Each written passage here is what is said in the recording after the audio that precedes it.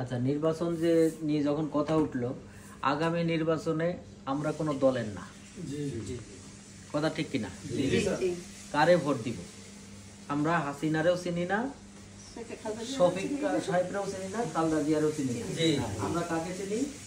আমাদের জন্য যে কাজ করবে তাকে। এখন বুঝতে হবে, আমরা সবাই কিন্তু বলি আমাদের জন্য যে কাজ করবে, কিভাবে বুঝবো আমাদের জন্য কাজ করবে? কয়েকটা জিনিস লক্ষ্য করতে হবে। সেটা হচ্ছে, যাদের মনে করেন নেতা বিদেশে বাড়ি আছে, ব্যবসা আছে, তাদের ছেলে মেয়ে বিদেশে লেখাপড়া করে, উনি কয়দিন পর পর চিকিৎসার জন্য সিঙ্গাপুর, ওই যে জার্মান, লন্ডন, আমেরিকা চলে যায়। এই সব নেতারা তাদের তো একটু বিপদ আপদ হলেই তো বিদেশ চলে যায়। এই যেমন একটা সরকার 16 বছর 17 বছর ছিল, একটু বিপদ হয়েছে সপরিবারে সবাই চলে গেছে। আমরা কর্মী নেতা যারা দেশীয় লোক, যারা আমাদের বিদেশে গাড়ি বাড়ি নাই, আমরা কি করছি? এখন ওনারা বিদেশে বসে একটা বলতেছে 13 তারিখে বা অমুক তারিখে ঢাকা অচল করে দিতে হবে। আমরা অচল করতে যাবো আর পুলিশের গুলি খাবো, আর আমাদের সংসারটা অচল হয়ে আমাদের ছেলে মেয়েরা মারা যাবে, সংসার চলবে না, পরের বাড়ি যে জিয়ার কাজ করবে। তাহলে এই সব নেতাদের পিছনে দৌড়ানোর কোনো দরকার আছে? এটা মন থেকে আপনি ধরেন ওই দলেরই সদস্য, আপনি সিরিয়াসলি ভাবেন। কিন্তু বিদেশে বসে আরাম আয়েশে এসির মধ্যে থেকে ওনারা নির্দেশ দিবে আর আমরা দেশের মধ্যে খেটে খাবো আর জীবন দিব পুলিশের গলিতে, এই দিন বাংলাদেশে আর আসবে না, এটা আর আসতে দেওয়া যাবে না। এখন সামনে যে 2-3 মাস পরে ভোট, ফেব্রুয়ারিতে, এই ভোটের মধ্যে আমরা কাকে ভোট দিব?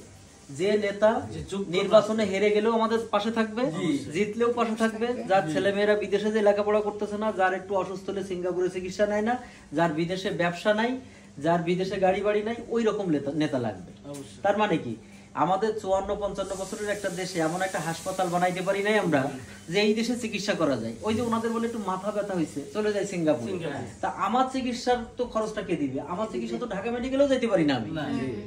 তাহলে আমরা জনগণ, মনে করেন আমাদের বাবারা পুরানো নেতাদের বলতো আমার ভাই তোমার ভাই গোলাপ ভাই, গোলাপ ভাই। আমরা আবার গোলাপ ভাই ছেলে যে আপেল ভাই, তারে বলতেছি আমার ভাই তোমার ভাই আপেল ভাই, আপেল ভাই। আবার আমাদের যে ছেলে মেয়েরা যারা বড় হচ্ছে, তারা এই আপেলের ছেলে কমলা বলে আমার ভাই তোমার ভাই কমলা ভাই, কমলা ভাই। তাহলে এই আমরা ওই যে বললাম না, কমলা ভাই, আপেল ভাই, রসুন ভাই, পেঁয়াজ ভাই, এই পিছনে দৌড়াবো না। আমিও তো নেতা হইতে পারি, পারি না? আমিও তো ভালো চাকরি বাকরি করতে পারি। তা আমিও, আমার বাবা মিছিল দিয়ে গেছে, আমি মিছিল দিয়ে যাচ্ছি, আমার ছেলে মিছিল দিচ্ছে, নাতিও মিছিল দিবে, আমরা শুধু মিছিল দিতে থাকবো। আর ওনাদের ছেলে মেয়েরা বিদেশে লেখাপড়া শিখাবে ভালো প্রতিষ্ঠানে, আর ওনারা মন্ত্রী হবে, এমপি হবে এই দেশে। এটা একটা ব্যবসার প্ল্যাটফর্ম বানায় নিচ্ছে।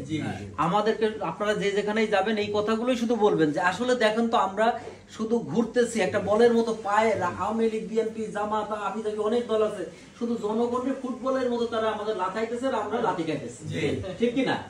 আমরা কি ফুটবল হবো?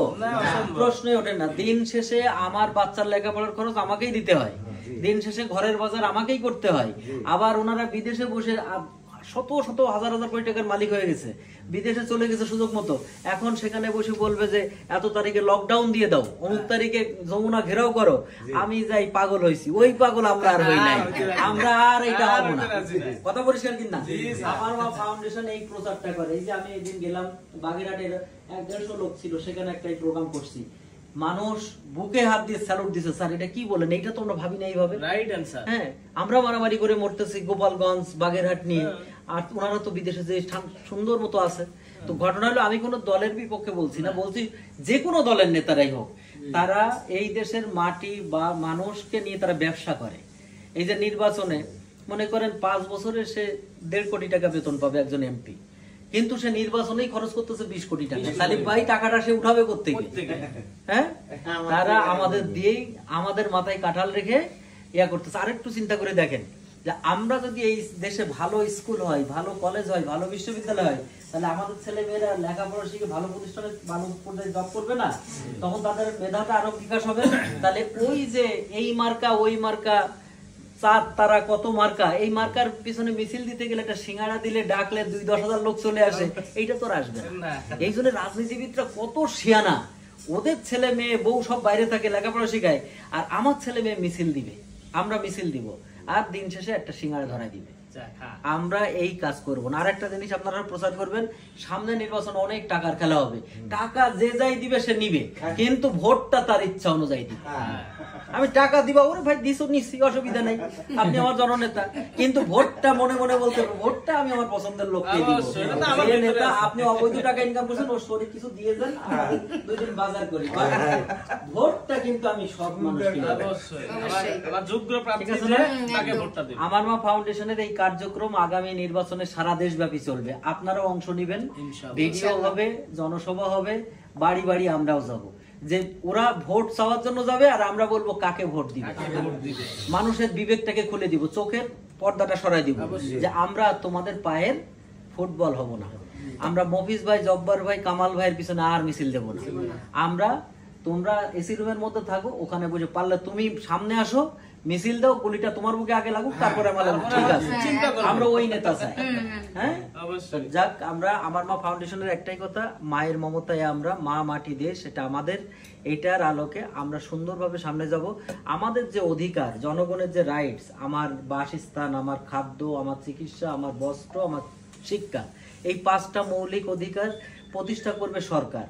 আর এগুলো নিয়েই সরকার যেই যখন বসে সে খেলা করে, আর আমরা এগুলো থেকে বঞ্চিত হই। আমার শরীরটা খারাপ হলে আমি চিকিৎসা নিতে যাব অন্য দেশে, মাত্র একটা 1 টাকা দিয়ে বা $1 দিয়ে একটা কার্ড করে, স্বাস্থ্য কার্ড, তার যত ধরনের চিকিৎসা হোক, হার্ট অপারেশন হোক, ব্রেন অপারেশন হোক, টিউমার, ফ্রি হয়ে যাচ্ছে, সরকার দিচ্ছে। আর আমাদের দেশের এগুলো আমার কাছ থেকে নিয়ে যাচ্ছে, বাট আমাকে সেবা দিচ্ছে না, বরং হসপিটালে গেলে নানা পদে পদে ভোগান্তি হচ্ছে। আমরা বাজারে যে একটা জিনিস কিনতে যাব, ওটার মধ্যে ভেজাল, খাদ্যে ভেজাল।